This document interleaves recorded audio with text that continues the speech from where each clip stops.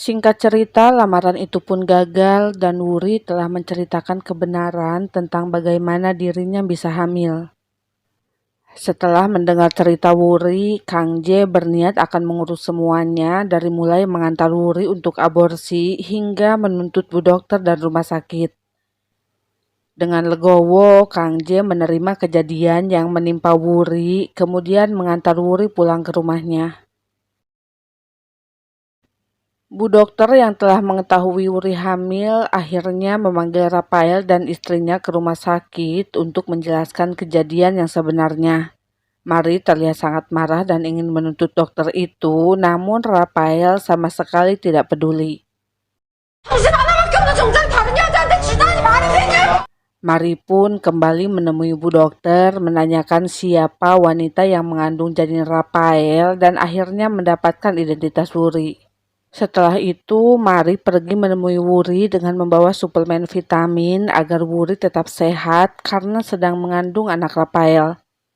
Mari menjelaskan bahwa janin yang dikandung Wuri adalah anak Rafael dan anak itu adalah satu-satunya harapan mereka.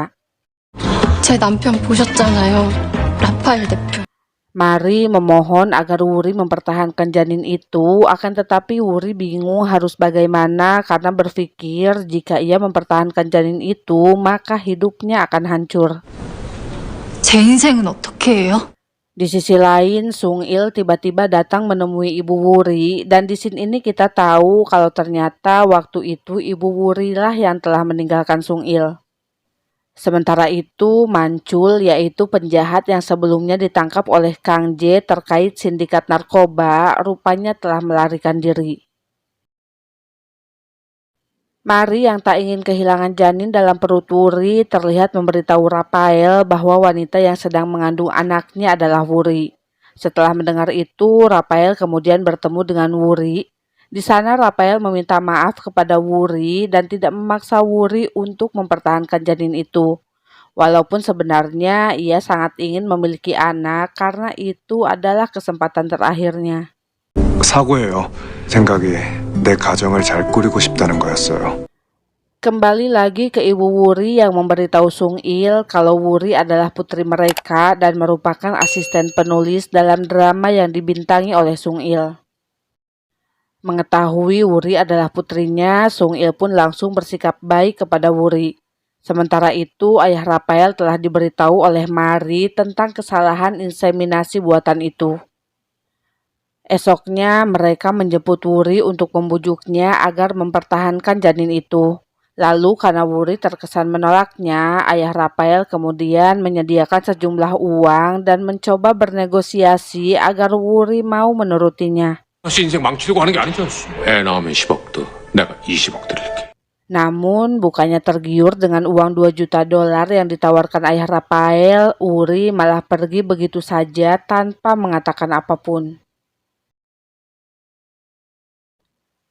Wuri akhirnya pergi ke rumah sakit untuk melakukan aborsi dengan diantar oleh Kang J dan juga keluarganya. Sesampainya di rumah sakit, rupanya ayah Rafael dan Mari sudah menunggu kedatangan Wuri. Mereka kekeh meminta Wuri agar tidak melakukan aborsi sehingga terjadilah adu mulut karena ibunya Wuri tidak setuju jika Wuri melahirkan bayi itu. Lalu saat itu tiba-tiba Rafael datang untuk menghentikan ayahnya. Ia juga meminta maaf kepada Wuri dan keluarganya atas kejadian tersebut.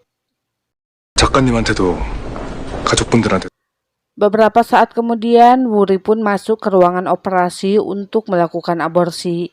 Akan tetapi, tiba-tiba ia berubah pikiran dan memutuskan akan mempertahankan si jabang bayi yang tentu saja hal itu mengejutkan Kang J dan juga keluarganya. Awalnya si ibu tidak setuju dengan keputusan Wuri. Wuri kemudian meyakinkan ibunya dengan berkata ia ingin memberi kesempatan kepada si jabang bayi untuk tetap hidup. Wuri pun meminta maaf kepada Kang J perihal keputusannya itu.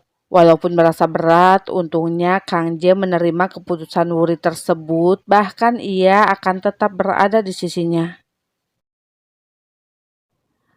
Pagi harinya dengan diantar oleh Kang J, Wuri pergi ke rumah sakit untuk menemui Rafael dengan maksud akan membicarakan tentang keputusannya mempertahankan si jabang bayi.